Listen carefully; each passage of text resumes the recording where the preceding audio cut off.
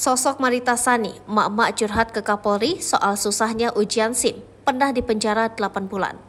Sosok Marita Sani, seorang ibu di Gresik, Jawa Timur yang meluapkan curhatnya kepada Kapolri Jenderal Polisi Listio Sigit Prabowo.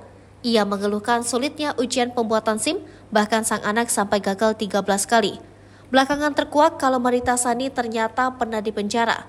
Sosok emak-emak viral curhat anak tak lulus ujian praktik surat izin mengemudi 13 kali di Polres Gresik, Jawa Timur terungkap. Seperti diketahui beredar di media sosial, video seorang ibu yang mencurahkan isi hatinya terkait anaknya tak lulus ujian praktik SIM hingga 13 kali. Kendati begitu, ia meminta Kapolri Jenderal Listio Sigit soal imbauan mempermudah ujian praktik SIM. Lantas siapakah sosok wanita tersebut?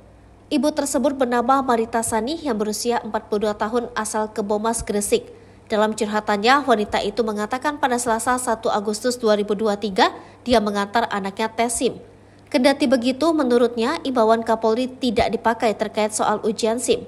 Bahkan hingga kini disebutnya aturan masih sulit. Kendati begitu, menurutnya imbauan Kapolri tidak dipakai terkait soal ujian SIM. Bahkan hingga kini disebutnya aturan masih sulit. Kendati demikian, Marita mengatakan alasannya membuat video untuk menagih janji Kapolri soal tes SIM. Menurutnya, Kapolri seharusnya segera menerbitkan surat peraturan untuk mempermudah ujian SIM tersebut.